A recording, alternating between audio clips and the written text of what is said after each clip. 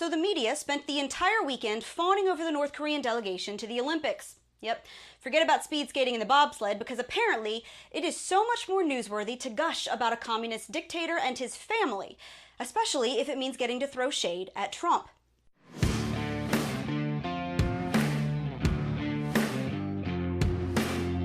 Hey guys, I'm Brittany Hughes. This is Reality Check on MRCTV. And do you guys remember North Korea? Yeah, it's that country where people are literally starving to death, where their access to the outside world is controlled entirely by their government, and where human rights are about as common as unicorns who float around on pixie dust and fart rainbows.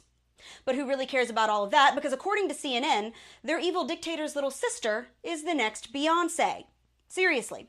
Here are just a few of the headlines from this weekend's coverage of the Olympic Games and the delegation from the evil communist regime that literally tortures its own people to death. CNN fell all over themselves over Kim Jong-un's little sister, Kim Yo-jong, claiming that she stole the show at the Olympic Games. Of course, they conveniently ignored how she also steals food, freedom, and the very lives of her own citizens, but whatever. The New York Times praised her for outflanking Mike Pence in diplomacy with nothing but her smile. The Washington Post dubbed her North Korea's Ivanka Trump, saying that she captivated the audience at the Games. Reuters awarded North Korea the gold medal in diplomacy. By the way, fun fact about Kim Yo-jong, she runs her brother's Department of Propaganda and Agitation. Seriously, that is exactly what it's called. She's a central part of a regime that has imprisoned an estimated 200,000 of its own citizens in forced labor camps called gulags. In these camps, citizens are tortured and women are regularly raped. Former prison guards told Amnesty International that prisoners are routinely forced to dig their own graves before being beaten to death.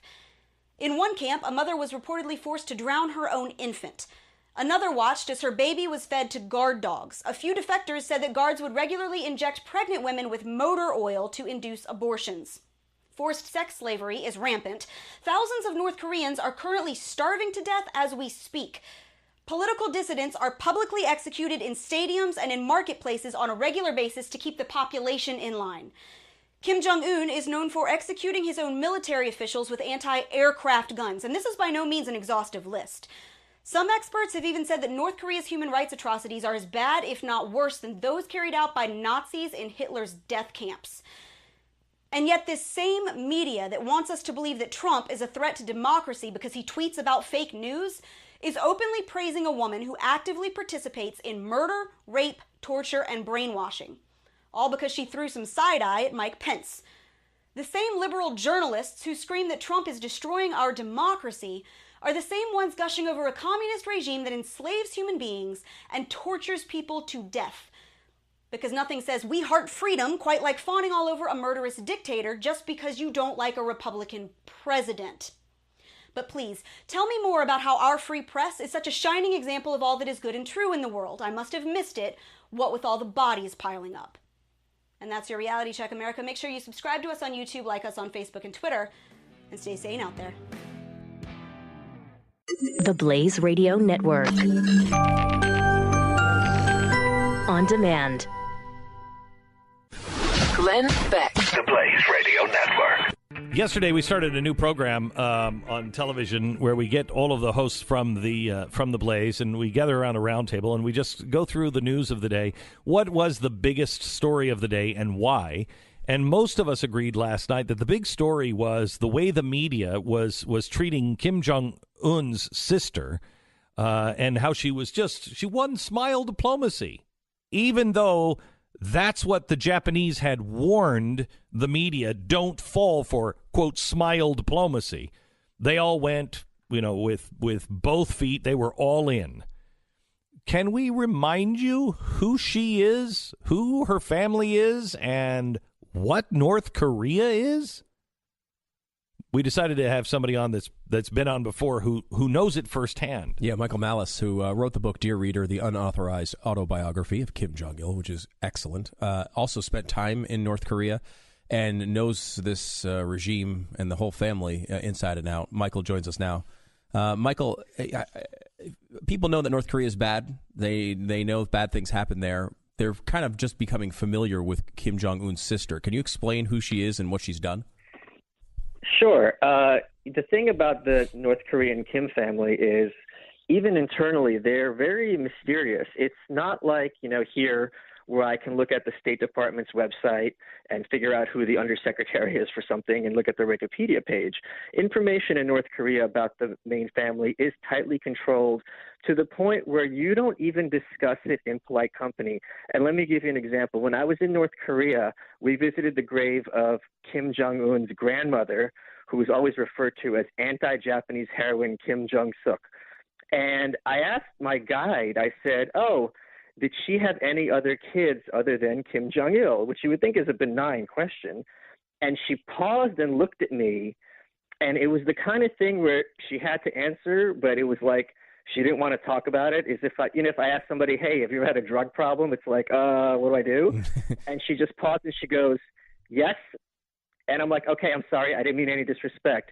Because in North Korea, the worst thing you can do is to talk about the Kim family. So you just repeat what you're told. So it wasn't discussed in the media that Kim Jong-il had a wife and had children, because that's something that human beings do. In North Korea, the family is regarded as almost supernatural. So she's a very recent figure to step out into the North Korean regime. Women are not in powerful positions there, but her job is to be in charge of the propaganda and agitation department. Now, this was the job Kim Jong-il had before he took over as leader. This is the job that Kim Jong-il used to build this personality cult around his father, the founder of North Korea, the great leader Kim Il-sung. So it's her role to make sure that everyone in North Korea is brainwashed from the time they're born to the time they meet an unfortunately early grave.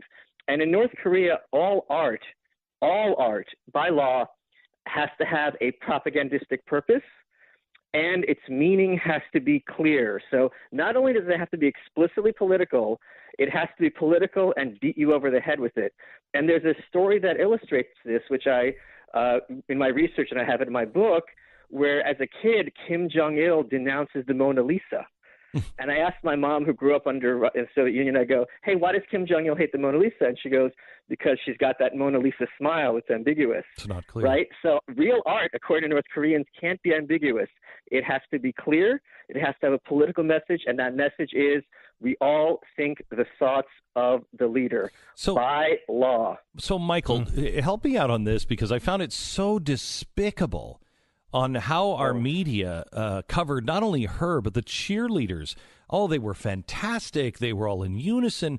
Nobody pointed out that 21 of those cheerleaders went to prison and are still in prison from the last time they performed outside of their country. Well, and they're also now pointing out that everyone from North Korea who's allowed to leave the country, even temporarily, their family is held as hostages. So if you get any ideas, your family is going to pay the price. Are they literally taken while the family, yes. No, not literally there, but there's an eye kept on them. So if you do anything wrong, they're going to be vanished. And this is actually a big problem for people who want to escape North Korea, because if you escape, your family who's left back home, what they have to start doing now is they bribe government officials to get death certificates. So they pretend, oh, my daughter didn't escape to China, my daughter died early, so that we won't be punished. Well, the guy who was that held up the crutches in the State of the Union, his father, because he escaped and his sister escaped, and his father was tortured to death because of their escape. Oh, yes, and here's the thing. I was emailing your producers yesterday at the same time you guys were saying, let's get Michael on the show, because I'm like, I knew that you and your audience would want to hear about this, because it was so shocking to me. When I started writing my book and doing work with North Korea, so much of the media attention was on what a spectacle they are, what a sideshow they are. And I'm like, I'm going to do something about this, because this isn't really funny. What you're watching is, Glenn, if someone put a gun to your head, you're going to dance, you're going to be a cheerleader, you know what I mean? Whatever it takes, just don't hurt me and my family, you know what I mean? And people weren't noticing that. So I wrote to your reader and I did a lot of press, and the media attention started focusing from, okay, how wacky they are, to this is barbaric. There's an organization called Reporters Without Borders. North Korea is the worst place on earth in terms of press freedom. So you would think that journalists, having some kind of collegial responsibility would be pointing that out. So to see what happened on Saturday when they're talking about her, like she's on The Bachelor, and the fact that she's sitting there not doing anything, she didn't say anything, and they're acting like she's Lady Di, I couldn't even wrap my head around it. It felt like such a step backward for me. Michael, the only thing we could come up with is that they despise Donald Trump so much that they are willing to look at anyone else and say, look she bested Mike Pence. Is that even reasonable to think that might be their motivation? I mean, why would they do this? I think it's something else. I think that they are so privileged that they have no idea what it's like to live in a country without freedom. If you're looking at Trump and you could say a lot of terrible things about Trump and are comparing him to Hitler, right? You don't know what tyranny is. You don't know what a dictatorship is. Mike Pence, what did Mike Pence, compared to these, say the worst thing you can imagine about Mike Pence, to compare him to the dictators now and then is mind-boggling. So I think they just really look at her like Angela Merkel or Theresa May from the UK, that she's just a foreign leader, and they had completely dropped context that this woman has blood, including the blood of her own family, on her hands. She had to be involved in the killing of her uncle and the killing of her brother, right? Of course. I mean, that's how these murder families work, So, and she's involved in the killing of many people now. Propaganda is you have to smile and nod and repeat what I told. Let me give you an example of what North Korean propaganda sounds like. In kindergarten, they're taught Kim Jong-il was in his own kindergarten class, and the teacher said 1 + 1 = 2. And young Kim Jong-il said, no, that's wrong. And the teacher goes, what do you mean? And he goes, well, if I have 1 drop of water and I had another drop of water, I don't have 2 drops, I have 1 giant drop. And what this is a metaphor is we should eliminate individuality in North Korea and have one country where everyone is the same. And they call it the monolithic ideological system. You saw that picture where they all had those same masks. Their point, and they brag about this, is we are a country where everyone thinks the same way, the way of the leader. That is their goal, to eliminate critical, independent thought. This is not something they're ashamed of. This is something they are proud of. Now, you and I can disagree about some things. Me and Stu can disagree about some things. You go live your life, I live mine. The idea that you or anyone would want us all to think identically is barbaric and horrifying. Michael, the propaganda game seems to be working, at least from a distance. People are talking about, how great it was that Mike Pence didn't stand for a united Korea. Well, I wouldn't have stood for that either, but everybody seems outraged by that. Yeah, and here's the thing. You talk about the propaganda game, and this is the part I haven't seen people in the press discussing, which adds a whole other level of depravity. She gets to take those headlines and send them back to North Korea, to the population, and be like, look, all the Western media is praising us. And she'll be telling the truth. I mean, they tell their population that the world's obsessed with them. They tell the population that everyone in all these countries are interested in studying their ideology, the Juche idea. But now she'll be telling the truth. Here's the Wall Street Journal, New York Times, CNN. Look, I stole the show. All eyes were on me. And it's the truth. These will be actual headlines. So it's really, really sick to me. So does South Korea want reunification with the North? South Korea does. I mean, obviously, it's just see, the beautiful thing about a democracy, as opposed to a monolithic ideological system like North Korea, is that there's differences of opinion, and we can discuss issues and come to a consensus or not. So it's all over the map in South Korea. Young people especially are not particularly interested in reunifying. The North is regarded as this rural kind of hillbilly embarrassment country. When refugees get to the South, they have to work very hard to lose their accents because they're treated extremely poorly. They're also very ignorant. They don't know what computers are, and they're often malnourished and short. and South Korea is very status-oriented. But again, what's amazing about the propaganda offensive, they were threatening to send missiles to Guam over the summer, remember? And everyone's forgotten about that already. Mike Pence is supposed to shake hands with the woman whose country is like, we're going to send missiles to attack U.S. soil? And it's like, oh, that was last summer. It's bygones. Let's be pals now. What? I mean, it's mind-boggling. But the other thing is, in the 90s, they did this already. Kim Dae-jung, who was president of South Korea at the time, went to North Korea, shook hands with Kim Jong-il. It was called the Sunshine Policy. Mm-hmm. The idea was, let's give whatever they want, and maybe they'll be good people. He got the Nobel Peace Prize as a consequence, but the other consequence of it is North Korea maintained their hold on power, and they starved their own population. So this is not new. They go through these cycles, and I can't understand how reporters who are covering this fall for it, time and time again. I mean, we've been there, done that many, many times with this despicable nation. Michael, we have about 2 minutes. I was amazed by one of the things that they kept saying was, hey, we're looking forward to seeing our South Korean neighbors in Pyongyang, I think is the way they said it. They didn't say South Korea because they don't typically say that. Correct. But the media seem to take that as, look at this gesture. They want to reunite and come together. That's not what they're saying, right? They're saying that eventually there will be no South Korea, and then at that point you'll be North Korean citizens or just Korean citizens, and you'll be able to go back to Pyongyang. It was a threat. Well, it's mixed, because so their whole argument is that Korea is the only country that has racially pure blood since the beginning of time. Korean was the first language. Korea was the first government. And Korea is indivisible. So when they talk about North and South, it's lowercase n, lowercase s, because the South is not a separate country. It's a region under U.S. occupation, right? So they are always obsessed with reunification. The T-shirts there say Korea is one. But this is something that they use as propaganda, because it's like, look, the only reason we're not reunified is because of those wicked U.S. imperialists who have the South Korean puppets under their control. So this is a mechanism to further divide their population against the U.S. But if they want to talk, I'd rather they be talking than building missiles. But at the same time, these are not people who play fair. These are not, me and you you're gonna try to sell me a house. You want to have as much money, I want to have less money, and it's some kind of bargain.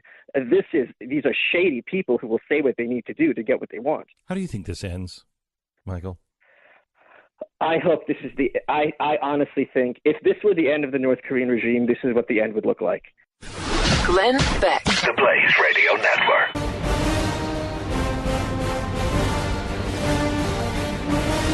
Hi, everybody. I'm Dennis Prager, and I welcome you to my show. It's Tuesday, so my syndicated column is out at Town Hall, National Review, my own website, and elsewhere. And it is titled, What is the Difference Between an Unhappy Conservative and an Unhappy Liberal? I think it will give you food for thought, and I urge you to read it. I'm going to read to you something from the Washington Post, which will explain a lot with regard to our brothers and sisters on the left in the United States, the way they think. It is a childish mode of thought, and this will be a perfect example. A writer for the Washington Post opinion page named Molly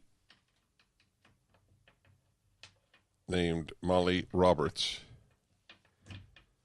wrote a piece, Pence was the worst person the White House could have sent to the Olympics.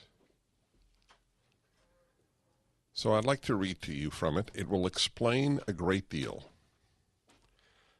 on why they hate Donald Trump and the superficiality, the definitional superficiality of left-wing thought. Can you think of a left-wing piece that's deep? I'm looking at the Living Martyr. Do you know that somebody wrote me a letter that did you see that? Somebody wrote me a letter that he really likes me, but it's not right that I pick on you. But he didn't understand it's picking on me. If you're the living martyr, that means you're suffering me. How could somebody miss that? All right, be that as it may. It's an education to read the Mail, and a lot of it is truly, truly wonderful, and some of it is very witty and very bright. You bring to my attention things that I did not notice otherwise. It's just invaluable.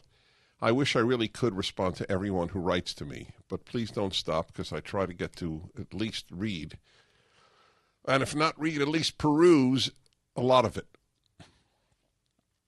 But you also learn human nature in dealing with the public in that way. I learned a very big thing that I don't know if there's a solution to it. People don't carry with them a big picture about people who are in their life. People are very, very easily disappointed.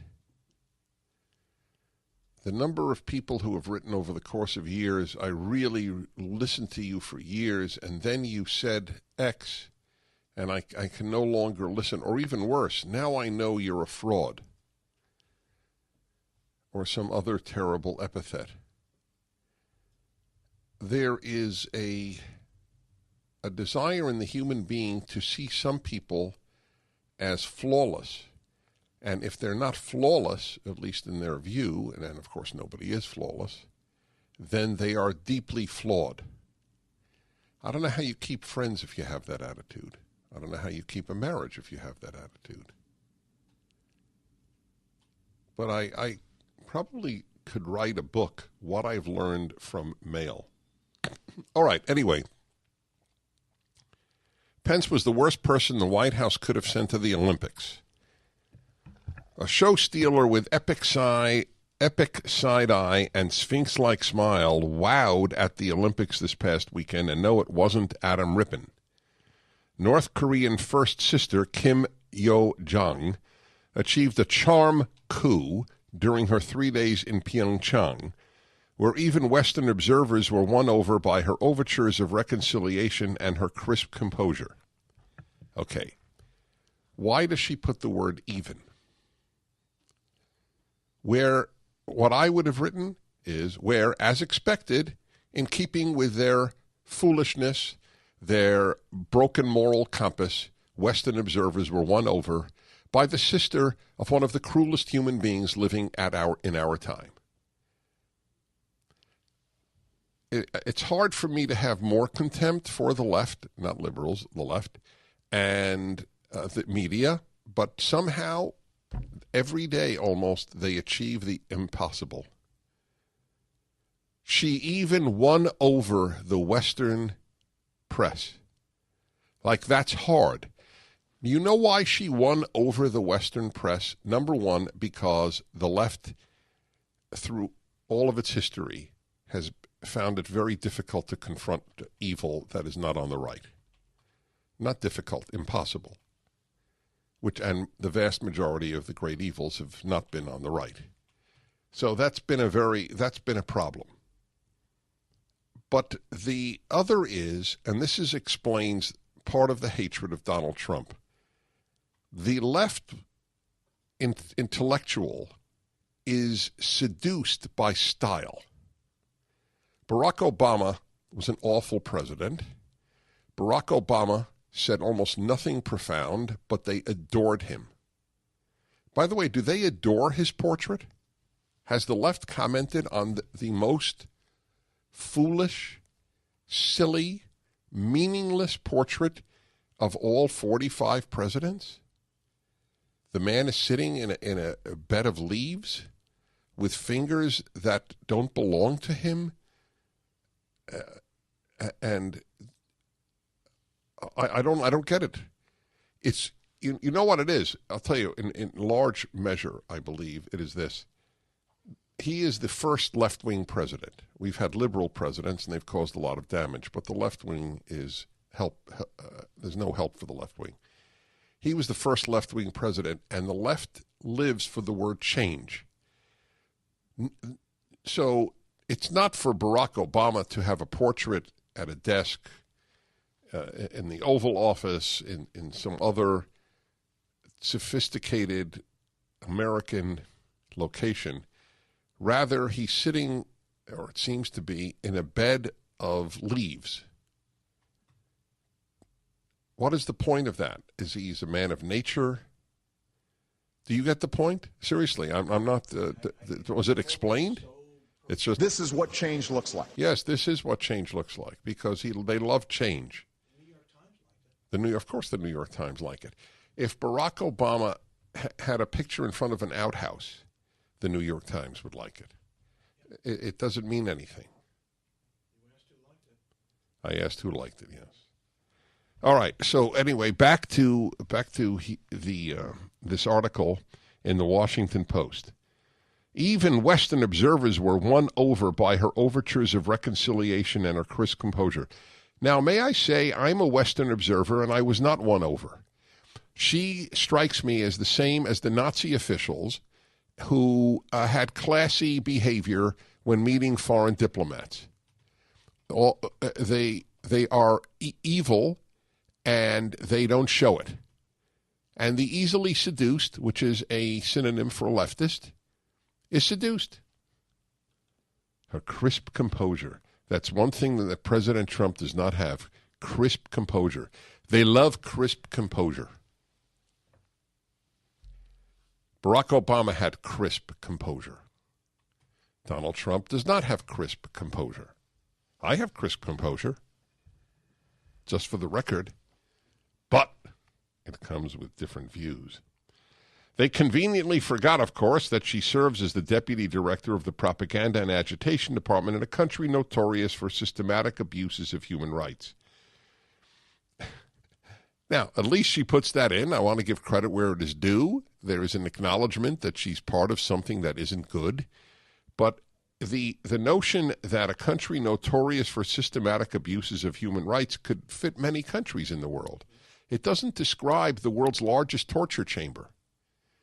Would you have said of Nazi Germany it was notorious for systematic abuses of human rights? All this prompted other Westerners to lambaste their brethren for treating an avatar of a murderous regime as some sort of self-aware pageant star. That's correct. That's me. I'm one of those observers who lambasted my brethren for treating an avatar of a murderous regime as some sort of self-aware pageant star.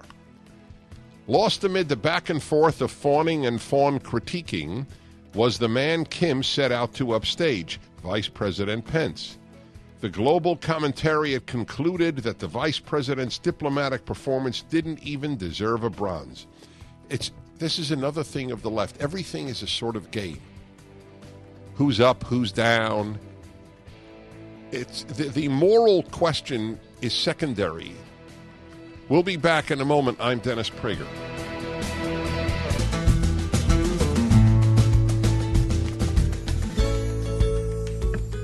Well, everybody, great to be with you. I'm Dennis Prager. My favorite month is zooming by. My favorite month, I don't know why. I love midwinter, especially in Southern California. And because it's Black History Month, that is correct. By the way, does each month have an ethnic history month or gender history month? I'm serious. Do you know? What is next month? It's got to be declared something. I think we need to have American History Month. Do we have one? Because I have this quaint notion that we should be a melting pot, a term that I was raised with, which I loved as a kid. We bring all of our backgrounds and we become one. And though it may imply it, nobody ever assumed you lose all identification with your past. You can if you choose. All right, anyway. Is that it? It's Women's History Month next month? All right, I wasn't joking. So keep going. Let me know what you find out there. I see. I knew it. I knew it had to happen. Asian Pacific Heritage Month. All in one. Jewish Americans and older Americans and Asian Pacific Islanders Month. So imagine if you have the joy of being an old Jewish Pacific Islander. You realize that what that month must mean to you? Think of it. It's sort of an ecstatic state that one would enter if one met all those criteria. All right, let me just quickly tell you something you can do that's good. You can do a lot of things that's good. Visit the sick. That's a good one. I always find that to be a touching thing. People visit the sick, especially if they don't know them. Do the sick want to be visited by people they don't know? I think it varies. Depends on the person. Yeah, but if you're charming. And now I continue with this piece in the Washington Post by one of its writers, Molly Roberts, about how the vice president was a terrible choice and lost out in the optics to the sister of one of the most evil men on earth today, Kim Jong-un, of the sadistic regime of North Korea. All right. Let's continue now. Lost amid the back and forth of fawning and fawn critiquing was the man Kim set out to upstage, Vice President Pence. The global commentariat concluded that the vice president's diplomatic performance didn't even deserve a bronze. What is the global commentariat? It sounds like the global commissariat. The Globe? What the hell is the global commentariat? You mean her fellow left-wing reporters for Britain and France and Germany and Asia and South America? Of course not. They can't stand the vice president. But it gets worse. It gets worse. What her thesis is, this is in the Washington Post, like all the newspapers deteriorated in our lifetime, but it doesn't... The past of the Western media is not all that stellar either. The global commentariat concluded that the vice president's diplomatic performance didn't even deserve a bronze, but the reality is grimmer still. With Kim as his foil, Pence was the worst possible person the U.S. could have sent. One reason Americans fell all over themselves to rehabilitate a dictator's favorite sibling was their own not-so-dear leader. See? The comparison even. Well, we have a not-so-dear leader, so let's fawn over the dear leader of North Korea's sister. Trump's critics like to see his team humiliated. That's correct. That's an honest statement. So what if it's the President of the United States? Incidentally, I don't recall our team wanting to see Obama humiliated when he went abroad. It never occurred to us. That's a very important distinction. And besides, Pence has put on shows for the Kiss Cam like the one he performed in Pyeongchang before, most notably when he walked in and then back out of an Indianapolis Colts game in October to protest players who wouldn't stand during the national anthem. What was wrong with that? The Vice President of the United States should watch the flag and an anthem humiliated? Do you understand that there's no bridgeable, there's nothing that can bridge the gulf between left and right. Please understand that. Even if you agree with her, please understand we see nothing eye to eye. I think that was the proper thing for the Vice President of the United States to do. She thinks it wasn't. This weekend, he remained seated as North Korean athletes processed during the opening ceremony. What do you mean, processed? Processed, I think. Oh, is that really? Is that a word? Processed? I think so. All right, fine. Procession. I know, but I never heard of it as a verb like that. as North Korean athletes protest during the opening ceremony and refuse to shake hands with Kim. I'm curious, in retrospect, whom do you have more respect for, Churchill's view of Hitler or Chamberlain's view of Hitler?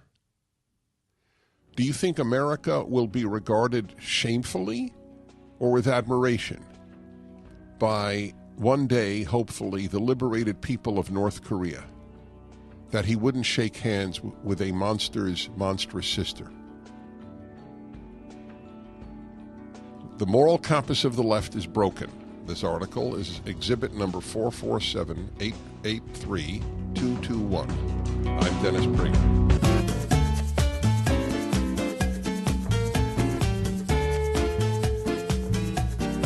Hi, everybody. Dennis Prager. I will continue with this truly revealing piece in the Washington Post after I speak with someone I have great respect for, Sharyl Attkisson, investigative journalist, host of the news magazine show Full Measure. Her latest book is The Smear: How Shady Political Operatives and Fake News Control What You See, What You Think, and How You Vote.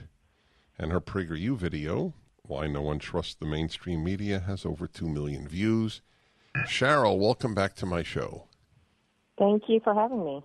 When I watch you on TV, as I did with Tucker Carlson, it gives me a glimmer of hope for our media. Then the glimmer subsides, and I am back to hopelessness. Yeah, I mean, I feel like, you know, the little bit that I can get out when it's maybe some independent thinking or outside what everybody else is reporting, that's how I get my bit of professional satisfaction, and it's what I try to do.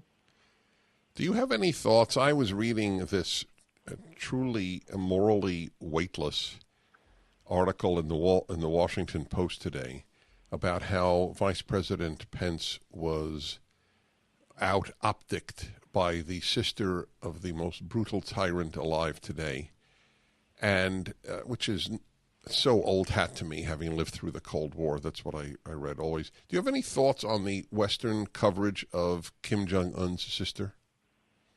Well, only in the sense that it appears to be a narrative that, for whatever reason, as I wrote about in The Smear, someone figured out how to get on the press, and it got picked up and widely disseminated. Everybody's on the same page, sort of weirdly using the same phrases and terms and on point with the same theme, which usually is, you know, the sign of a coordinated effort. So your claim here is it's sort of a herd. Yes, I mean, I think the sad thing about today is I argue, and so do some of the smear artists I interviewed for my book, that virtually every image that crosses your path on daily news and in daily life, as one of them told me, was put there for a reason, these images and narratives, by somebody who often paid a lot of money to place it there.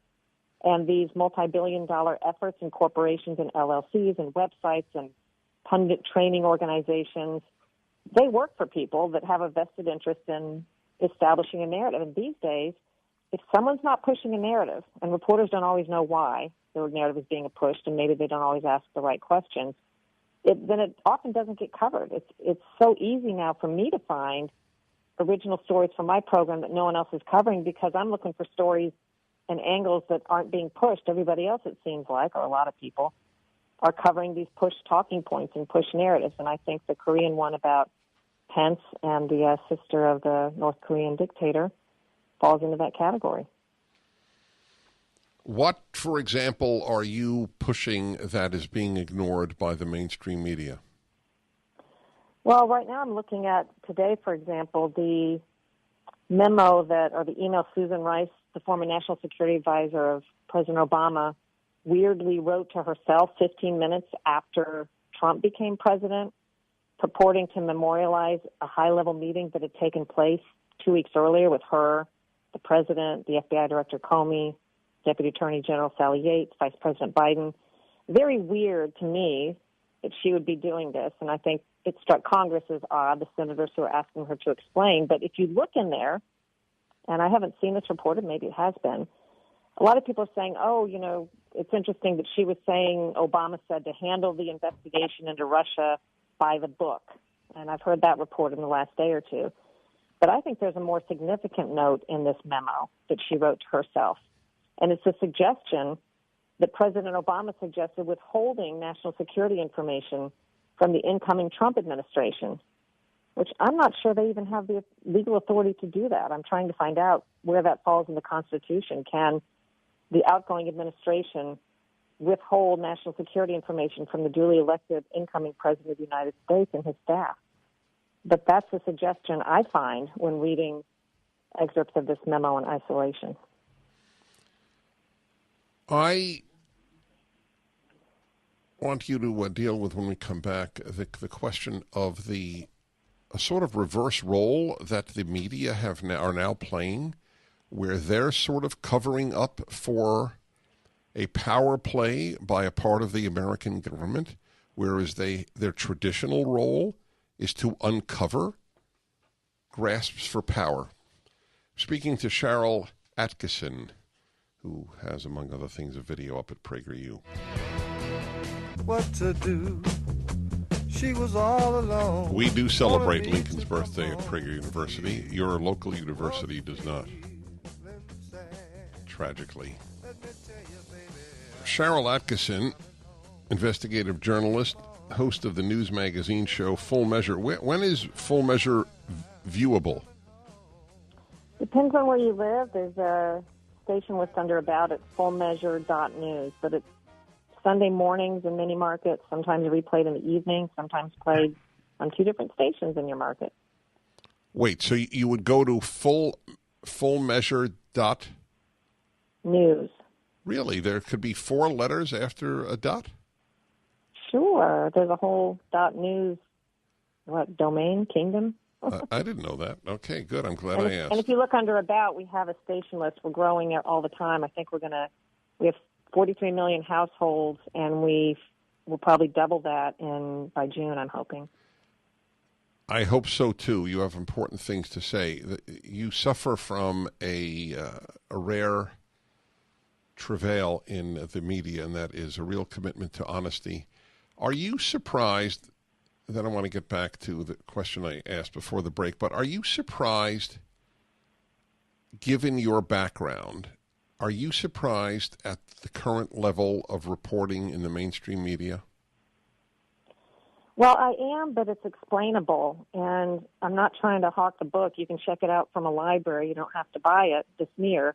But that describes the multi-billion-dollar industry that's helped this happen, and how we in the news media have allowed it to happen, quite by accident, I think, in many respects. It's been a process that's been going on for 10 or 15 years for sure.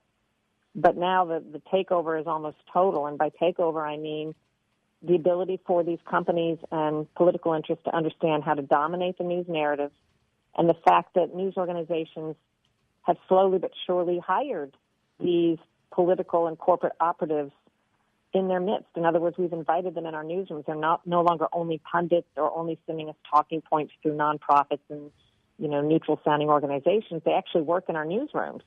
So it's no surprise if they're helping dictate and steer the coverage and helping. So you see the problem as fundamentally that of money rather than ideology? I think it's both, but I think its root is money. I think the corporate interests have thoroughly blended with both parties in Congress and the media now in such a way that they're all fairly indistinguishable. All right. Back to my earlier question that I didn't just have time to finish. Normally, we associate the media with, like, the Pentagon Papers and other things, of revealing corruption at the top.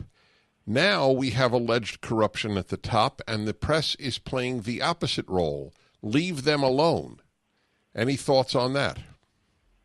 I think it's part of the press's susceptibility to the particular narratives of those who are kind of controlling or working to control us. And I will say, before Trump was elected, people were asking me, they said investigative journalism is in a poor state. Do you think there's any going back? And I said, well, I think you'll see a lot of investigative journalism if Trump is elected, and I predicted he would be, quite in advance, but only on one side. And there has been some good reporting on the Trump administration, and there should be good critical reporting, but almost none, fairly exposing the other side, what you're talking about, which I think has turned out to be the far bigger story, which is the intelligence community's alleged corruption at high levels, which has been going on, I argue, for quite a while, 10, 20 years at least, if not longer, how they've developed a subsystem under the public radar whereby they do unethical and potentially illegal things, and like surveilling political figures, members of Congress, and journalists. Right, but that's not done because of big business. That's done because of ideology. I think it's all tied together. I think that, I can't argue the number one reason why everything is done the way it is. I can only tell you the interest blend from, let's say, just to give one example, defense contractors who contribute to the House or Senate Armed Services Committee members who then, both Democrat and Republican, will not do oversight or will defend the federal agency or the military in the face of even legitimate criticism because their bread is buttered by these contractors who make money off of the military. I mean, there's these twisted ties that then dominate narratives that are fed to the public. I'm not saying it's all a corporation behind it. I'm just saying the interests are very blended. What do you advise an American read to get a fair and balanced news?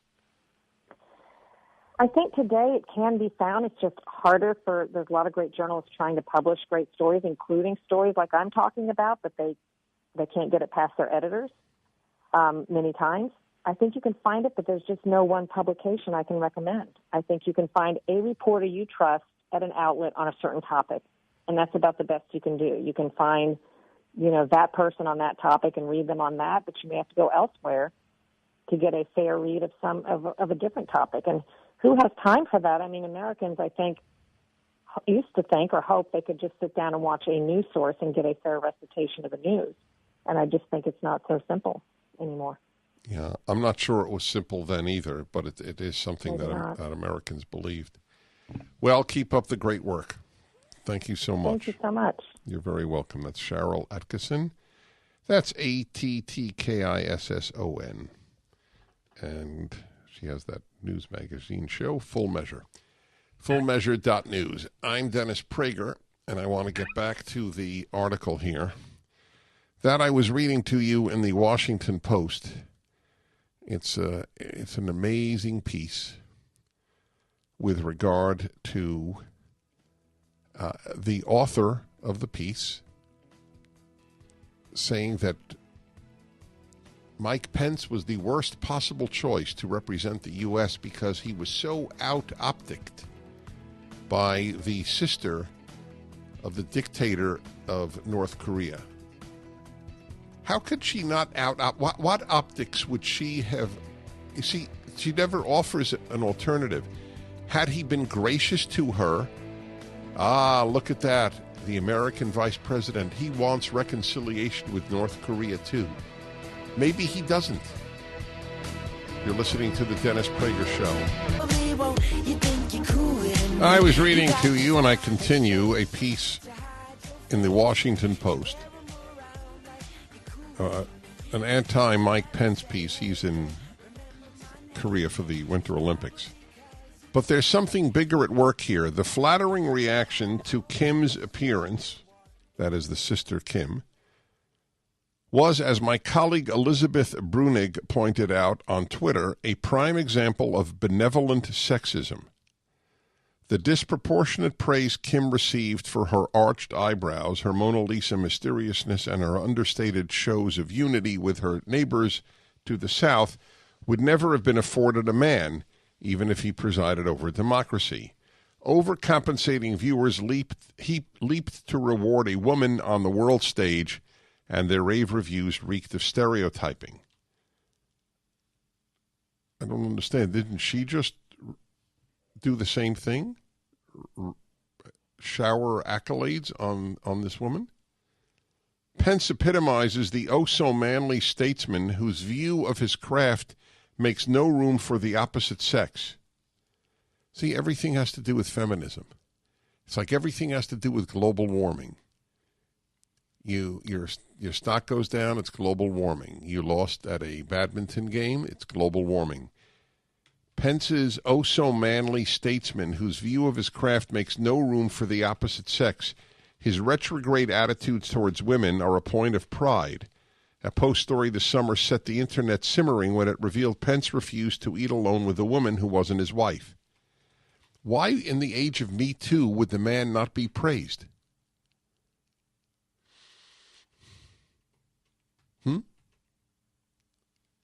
If Harvey Weinstein only ate with women in the presence of another person, wouldn't that have obviated what he did?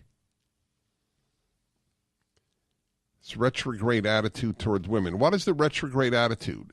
That he finds them sexually appealing? This is part of the well-educated female and some male denial of reality. Gee, men who see women differently than we women see men are seeing them in a retrograde manner. A Post story this summer, he refused to eat alone with a woman who wasn't his wife. Observers are already eager to celebrate a powerful woman, no matter how many gulags her brother presides over. And what better target for an exhibition of female empowerment than Mr. Moulin is liberal propaganda? You understand that? So they're celebrating a powerful woman. The fact that she is powerful in the most obscene regime on earth doesn't matter. A powerful woman is a great thing. I'm Dennis Prager. We continue.